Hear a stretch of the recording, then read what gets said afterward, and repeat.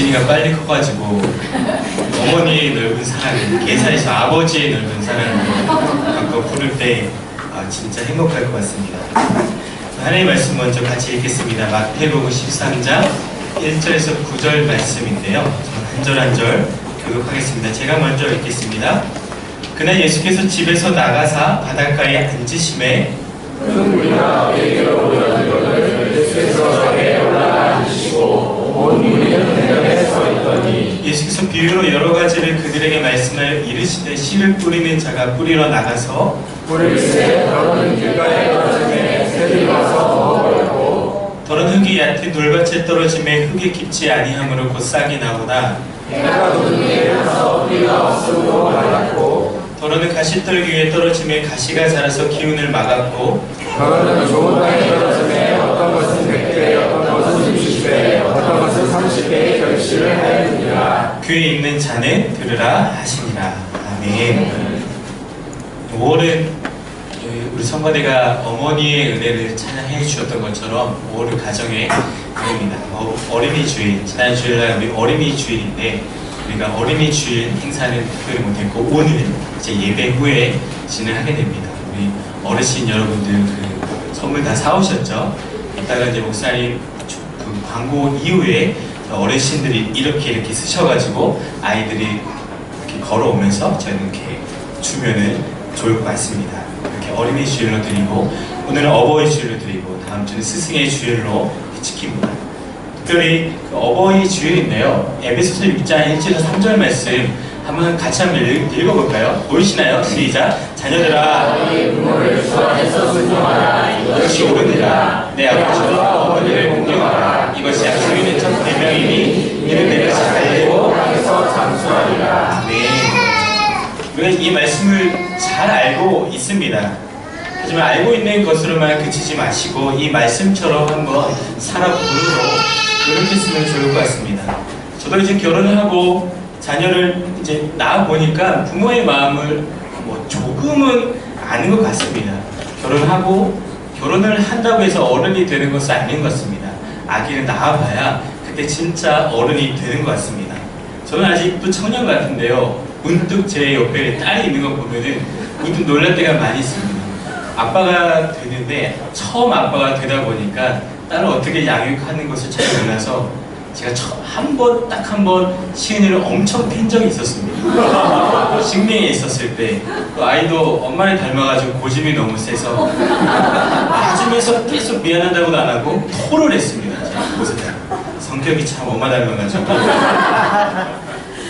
참 어머니인데 어머니를 미스하면서 자녀인 여러분들 우리 부모님께 잘하고요. 또 부모인 여러분들도 자녀들을 위해서 좋은 길로 인도해 주시기를 주님의 이름으로 부탁드립니다. 우리 인생 다 처음 살아보고 경험하는 사람들이기 때문에 결혼도 처음 해보고 아빠가 된 것도 처음이고 남편도 처음이고 부모가 된 것도 처음이다 보니까 잘 못하는 게 당연합니다.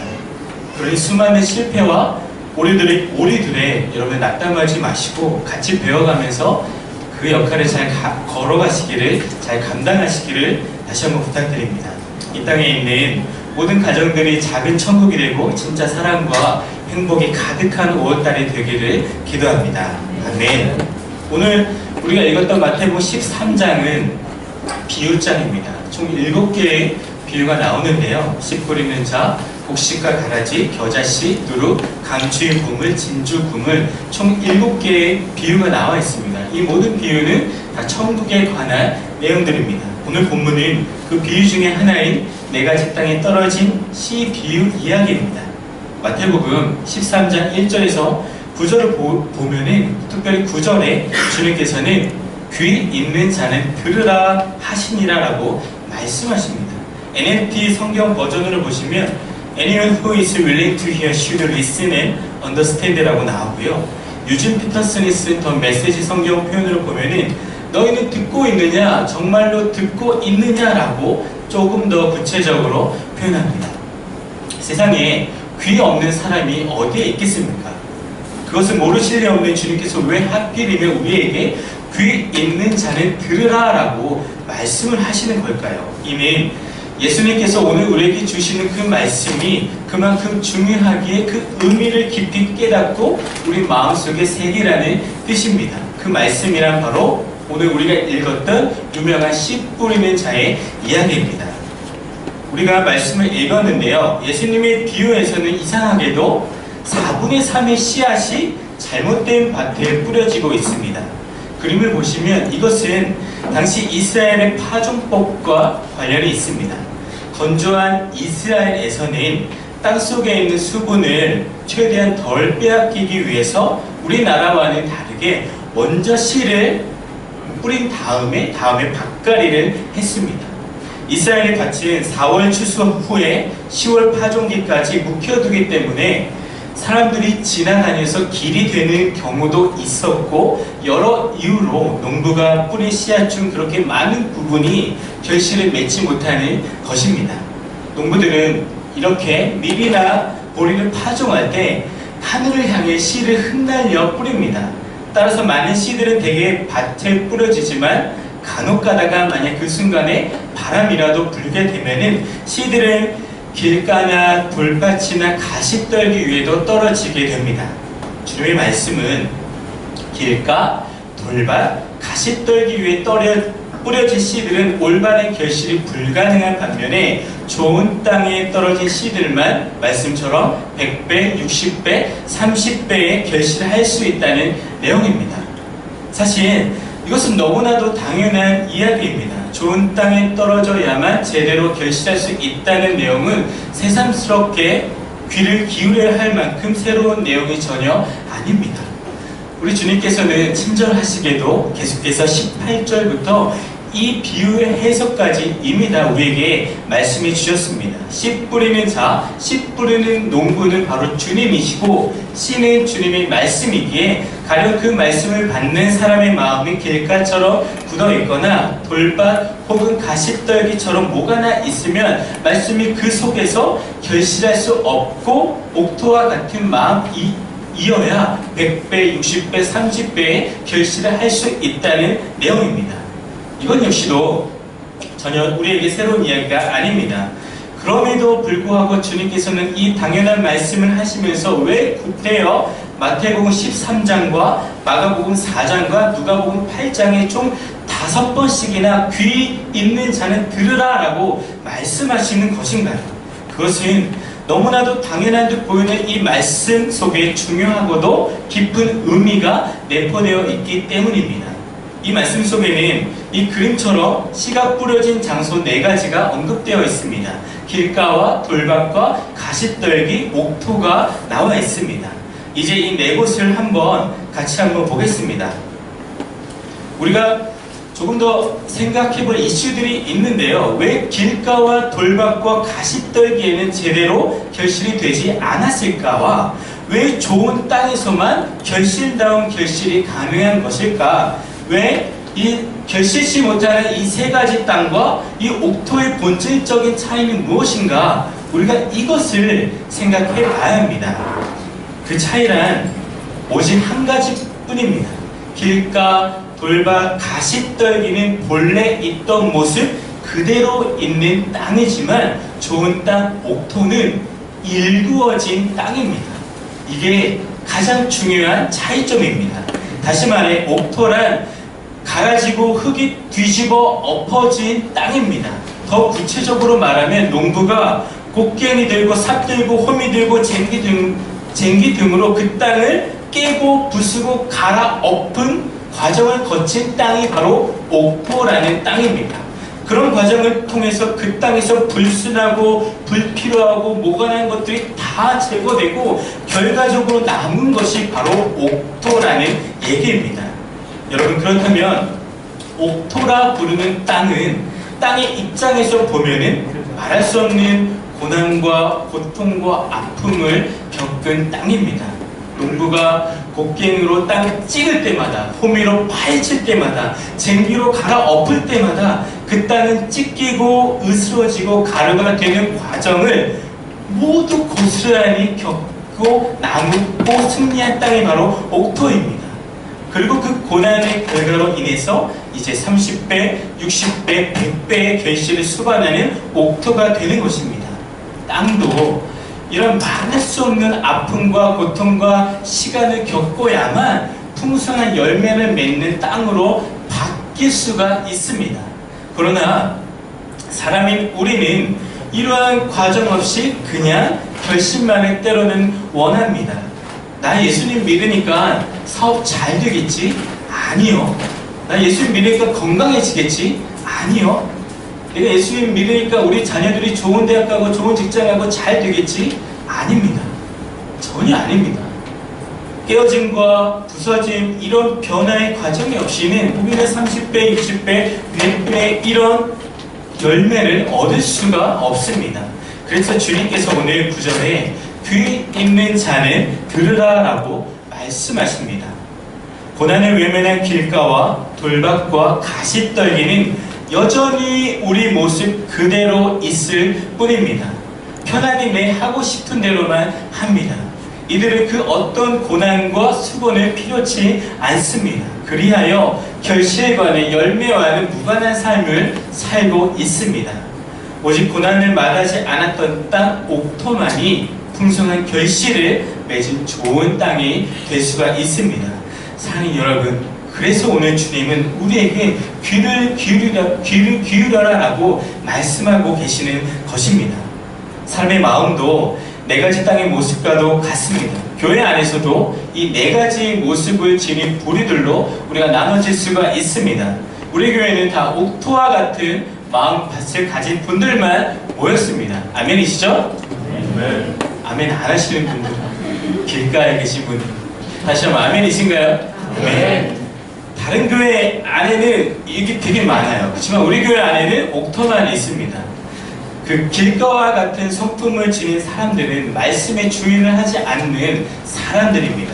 또한 돌밭과 같은 성품을 지닌 사람들은 말씀을 듣고 은혜를 받고 상당히 좋은 인상을 갖고 있지만 그 은혜가 그 인상이 오래가지 않는 사람들입니다.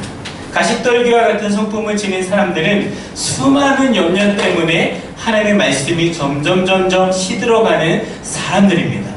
마지막 옥토와 같은 좋은 땅의 성품을 가진 사람들은 말씀처럼 많은 결실을 맺는 사람들입니다. 여러분들은 어떤 타입의 땅의 주인들이십니까? 원하옵기는 옥토와 같은 땅의 주인들이 다 되시기를 주님의 이름으로 축복합니다. 아멘. 그러면 주님의 말씀을 마음속에 받아들여 삶의 열매로 풍성하게 결실하기 위해서는 돌같은 내 마음을 먼저 깨어지고 부수어지고 으깨어져야 합니다. 이 과정이 없이는 우리는 열매를 맺을 수가 없습니다. 하지만 이 과정은 말할 수 없는 고난과 고통과 아픔의 과정입니다. 주님의 말씀은 아프고 강합니다. 히브리서 4장 12절 말씀 한번 같이 한번 읽겠습니다. 시작. 하나님의 말씀은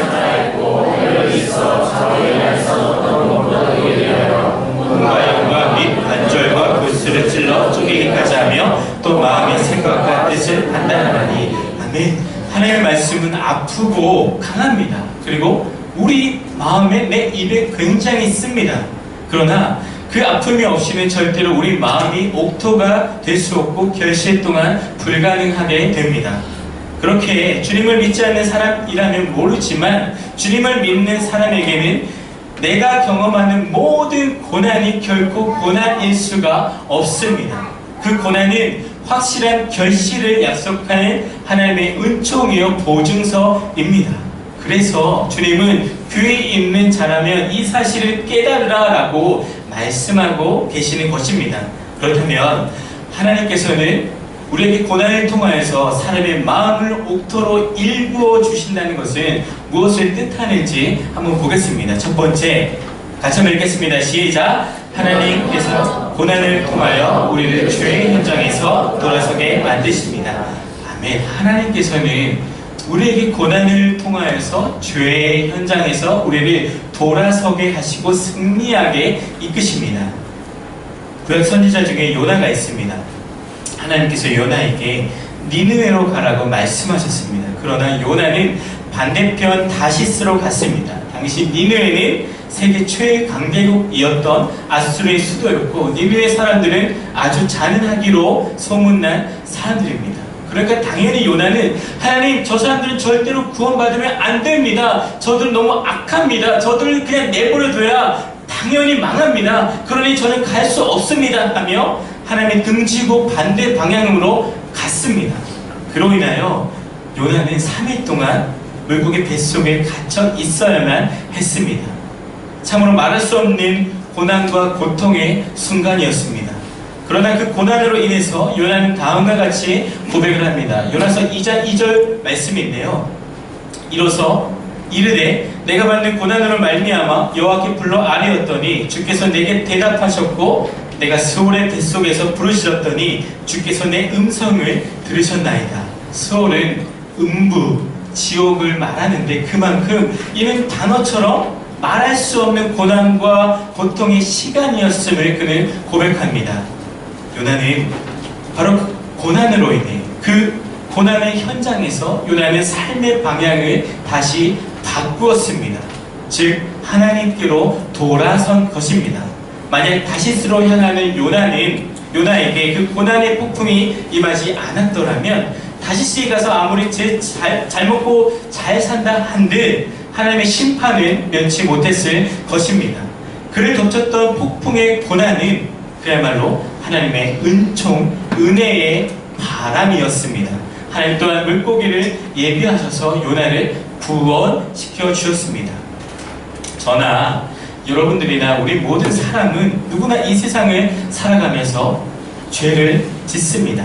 그러나 자신이 지은 죄의 결과로 고난을 겪고 그 자리에서 달라졌다면, 새로워졌다면 그것은 말할 수 없는 하나님의 은총입니다. 하지만 가장 무서운 것은 내가 죄를 지었음에도 불구하고 하나님께서 그냥 방치해 두는 케이스입니다. 이보다 더 무서운 심판은 없습니다. 히브리서 12장 말씀인데요. 한번 보시겠습니다. 한번 읽을까요? 시작! 징계는 다 받는 것이거니 너희에게 있으면 징계는 다 받는 것인데 너에게 징계가 없으면 너는 사생자고 친아들이 아니다 라고 하나님이 말씀하십니다. 내가 하나님을 믿으면서 정말로 죄 가운데 있는데 내 삶에 아무런 심판이 없다면 내가 진짜 하나님의 아들인지 한번 체크해 보십시오. 내가 정말로 예수님이 내 마음속에 구주로 살아 계신지, 내가 성령 안에 거하는 인생인지 한번 돌아보십시오. 죄 가운데 있으면서도 하하 승리하며 살아가는 영혼들이 있다면 두려워하십시오. 하나님 친아들이 아닐 수도 있다는 것을 여러분 기억하시길 바랍니다. 사실 여러분, 내가 겪고 있는 이 고난과 죄의 현장을 통하여서 죄로부터 돌아서십시오. 나를 자주 넘어지게 하고 묶이게 하고 찔리게 하는 길가와 돌박과 가시떨기에 잊지 마시고 반대편인 좋은 땅 옥토에 거하십시오. 마태복음 13장 23절과 마가복음 4장 20절의 표현은 매우 비슷합니다. 하지만 누가복음은 조금 더 다르게 표현합니다. 누가복음 8장 12절 말씀인데요. 한번 읽어볼까요? 시작! 좋은 땅에 있다는 것은 착하고 좋은 마음으로 말씀을 듣고 지켜 인내로 결실한 자니라. 아멘. 마태복음과 마가복음과 그러면 누가복음을 세 개를 같이 보시게 되면 결론이 나옵니다. 좋은 땅에서 착하고 좋은 마음으로 말씀을 듣고 지키어 인내하면 30배, 60배, 100배 결실할 수 있다는 내용입니다. 여러분, 이런 수학의 주인공들이 되시기를 주님의 이름으로 부탁드립니다. 아멘. 하나님께서는 그러면 우리에게 고난을 통하여서 사람의 마음을 옥토로 읽어주신다는 것은 무엇을 의미할까? 첫 번째는 고난을 통하여서 우리를 죄의 현장으로 돌아서게 만드시는 거고, 두 번째는 다시 읽겠습니다. 시작! 고난을 통하여 우리를 더 깊고 성숙하게 해주십니다. 우리의 믿음을 더 깊고 성숙하게 주님은 이끌어 주십니다. 죄의 현장으로부터 삶의 방향을 바꾸었다고 해서 모든 사람들이 다 성숙해지는 것은 아닙니다. 삶의 현장에서 크고 작은 고난들을 경험하는 가운데 사람들은 하나님의 말씀을 진짜 살아계신 그 인격적인 말씀으로 신뢰하면서 하나님을 더욱더 깊이 알아가게 됩니다. 하나님께서 창세기 12장 1절 말씀을 통해서 아브라함에게 이렇게 말씀하십니다. 너는 너의 고향과 친척과 아버지의 집을 떠나 내가 내게 보여줄 땅으로 가라. 하나님은 아브라함에게 이렇게 말씀을 주셨습니다.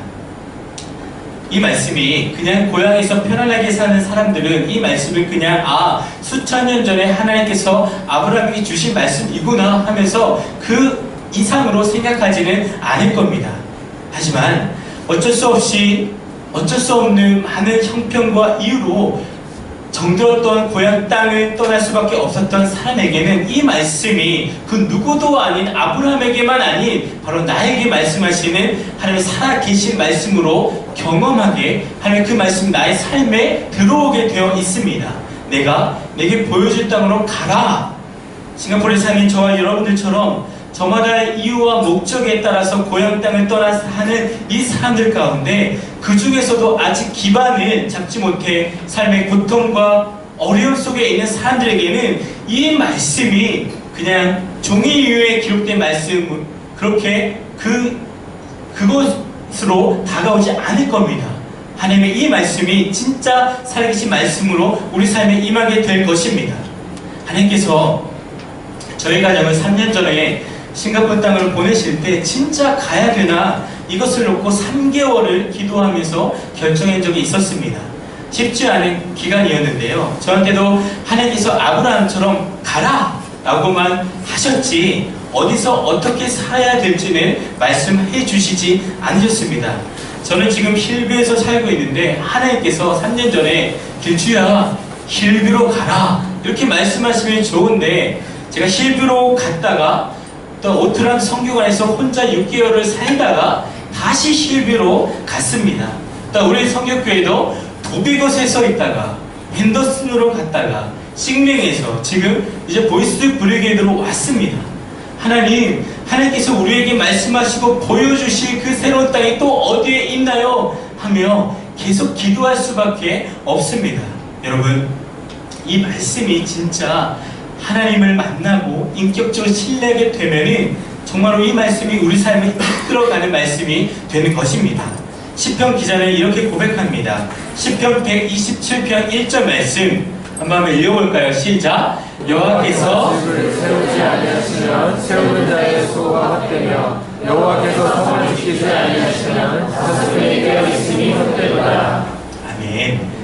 정말 우리가 우리 힘으로 살아가면서 아무리 열심히 노력했지만 회사가 도산한 사람들도 있고 누구보다 건강했지만 하루아침에 건강을 잃는 사람들도 있습니다. 그런 사람들에게 이 시편 127편 1절 말씀은 더 이상 단순히 종이 위에 인쇄된 글자가 아닙니다. 그것은 살아있는 하나님의 말씀입니다. 저희 집도 97년도 IMF 때 큰 어려움이 있었습니다. 부모님이 그렇게 보증을 잘못 서게 돼가지고 잘 살고 있던 집들이 다 이렇게 빼앗기게 되고 그나마 살고 있던 집도 이제 막 차압 들어오는 시기가 있었습니다. 그래서 어린 마음에 동네 친구들 다 불러가지고 비 오는 날인데 이제 차압하러 온다고 소식을 들었으니까 자 우리 김치 냉장고 옮기자. 형 집에 갖고 있어. 오디오 너의 집에 갖고 있어. 좋은 옷들 너희 집에 갖고 있어. 하며 그렇게 옮겼던 적이 있었습니다. 제가 그때 이제 고3 대학교 1학년이었는데요. 그때 진짜 이 말씀을 붙들고 10년 넘게 기도를 했었습니다. 주님께서 정말로 지켜주셔야 됩니다 하면서 날마다 의지하며 기도했습니다. 그럴 때 하나님께서 도와주셨고 해결해 주셨고 하나님께서 역사해 주셨습니다. 이 말씀은 그냥 저에게는 단순히 말씀이 아닙니다. 저에게는 정말로 소중한 말씀 중에 하나입니다. 하나님의 말씀이처럼 살아 역사하는 능력이요 힘입니다. 이 말씀과 하나님을 의지할 때 우리는 성숙한 하나님의 사람으로 변모해 가게 됩니다. 여러분, 모든 고난과 고통은 우리를 더 성숙한 믿음의 사람으로 인도해 주는 하나님의 초청장입니다. 마치 조개의 상처가 영롱한 진주를 잉태하는 모태가 되듯이 크리스천들에게 주어지는 그 모든 고난은 진리의 진주를 잉태하는 은총의 자궁입니다. 내가 겪고 있는 고난이 크면은 이렇게 생각하십시오. 아, 내 진주가 더 비싸지겠구나 라고 그렇게 마음을 먹으면서 예쁘고 큰 진주를 만들어 가십시오. 시편 말씀은 이렇게 말합니다. 고난당한 것이 내게 유익이라. 이로 말미암아 내가 주의 율례들을 배우게 되었나이다. 주의 입의 법이 내게는 천천 금은보다 좋으니이다. 고난이야말로 어렵지만 참으로 유익한 하나님의 선물입니다. 그 선물의 가치는 이 말씀처럼 천천 금은보다 비교가 되지 않습니다. 비싼 진주를 가지고 계시는 여러분들, 고난을 통하여서 더 깊고 성숙한 믿음을 가지시기를 부탁드립니다. 아멘. 이것을 통하여서 나를 향하신 하나님의 계획과 마음과 사랑을 깨닫는 놀라운 시간이 되기를 주의 이름으로 축복합니다. 아멘. 그러면 이제 마지막으로 우리가 생각해 볼 것은 한번 읽어볼까요? 시작. 고난을 통하여 우리가 다른 사람을 위해 살아가는 참된 크리스찬이 빚어주십니다. 우리 고난을 통하여서 그 모든 과정을 겪고 나서는 하나님께서 타인을 위한 삶을 살도록 바꿔주십니다. 참 인간의 가치는 나 혼자서만 누리며 사는 삶이 아니라 다른 사람을 위하여서 봉사하며 살아가는 데 있습니다. 진정한 삶의 기쁨 역시 타인의 유익을 위해 살아갈 때 얻을 수가 있습니다. 여러분, 타인을 위해 산다는 것은 즉 자기 확장을 의미합니다. 고난이야말로 자기 확장을 가능하게 하는 하나님의 확실한 도구입니다. 우리가 잘 알고 있는 사람들이 있습니다. 설리번 선생과 헬렌 켈러의 이야기를 우리가 잘 알고 있습니다. 헬렌 켈러는 듣지도 보지도 말하지 못하는 삼중고를 겪는 사람입니다. 심하게 표현하면 짐승 같은 사람입니다. 그녀를 가르치기 위하여 왔던 많은 선생님들은 짐승보다 나을 것이 없는 그녀를 보고서는 다 떠나버리고 말았습니다. 그러나 설리번 선생은 헬렌의 집에 처음 도착하던 날 그 짐승 같은 아이를 보면서 꼭 안아주었습니다. 그 이후 설리번 선생은 지성을 다한 노력으로 헬렌 켈러에게 수어와 단어를 가르칠 수 있었습니다. 어느 날 사랑이라는 단어를 가르치면서 사랑이 무엇이야? 라고 물었을 때 선생님이 처음 오시던 날에 나를 꼭 안아주시던 것이 사랑입니다 라고 헬렌은 대답했습니다. 선생님이 이 짐승 같은 아이를 아무 말 없이 꼭 안아주었을 때 그때 이 마음이 녹아내렸던 것입니다. 설리번 선생은 어떻게 남들이 손잡기도 꺼려했던 이 짐승 같은 아이를 사랑으로 껴안아 줄 수 있었을까요? 그것은 설리번 선생이 자신도 심각한 망막 질환으로 실명 직전까지 갈 정도의 큰 아픔과 고통을 겪었던 사람이기에 가능했습니다. 헬렌 켈러만이 위대한 여인이라고 말한다면 그것은 사실이 아닙니다. 헬렌 켈러가 절망에 빠진 수많은 사람들에게 빛을 줄 수 있었던 것은 아픔과 고통의 과정을 겪었던 설리번 선생님이 그녀의 옆에 있었기 때문에 가능한 것이었습니다. 설리번에게 고난이 없었더라면 헬렌 켈러를 만들어내는 위대한 일은 없었을 것입니다. 마찬가지로 우리 주님께서도 십자가의 고난이 없었더라면, 대속의 은혜가 없었더라면 우리를 살려내는 자기 확장의 역사는 없었을 것입니다. 베드로전서 2장 19절 20절 말씀에 이렇게 기록하고 있습니다. 부당하게 고난을 받아도 하나님을 생각함으로 슬픔을 참으면 이는 아름다우나 죄가 있어 매를 맞고 참으면 무슨 칭찬이 있으리요. 그러나 선을 행함으로 고난을 받고 참으면 이는 하나님 앞에 아름다우니라. 여러분, 우리가 죄를 짓다가 고난을 받고 죄에서 돌이켰다면 이는 천만 다행일 일뿐만 아니라 결코 칭찬받을 일은 아닙니다. 하지만 선을 행함으로 불구하고 고난을 받고 참으면 이것은 하나님 앞에서 아름다운 일이라고 하나님 우리에게 말씀하고 계십니다. 우리가 이미 죄에서 떠나 성숙한 삶을 살고 있으며 한 걸음 더 나아가 선과 의를 행하고 있는데 왜 고난이 있을까? 왜 고난이 있으면 그것이 또 어떻게 하나님 앞에서 아름다운 것이 될 수 있을까? 그것은 바로 우리에게 주어진 고난이 자기 확장을 낳고 자기 확장이 많은 사람의 유익으로 귀결되기 때문입니다.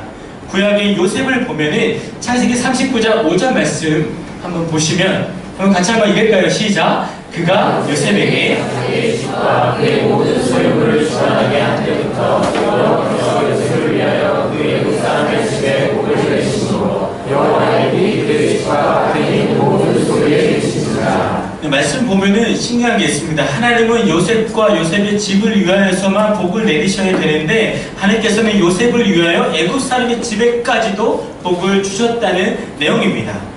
하나님께서 요셉의 고난을 통하여서 수많은 고난과 어려움을 통과한 요셉을 통하여서 결국 애굽 사람들에게까지 하나님의 복을 받게 하셨습니다.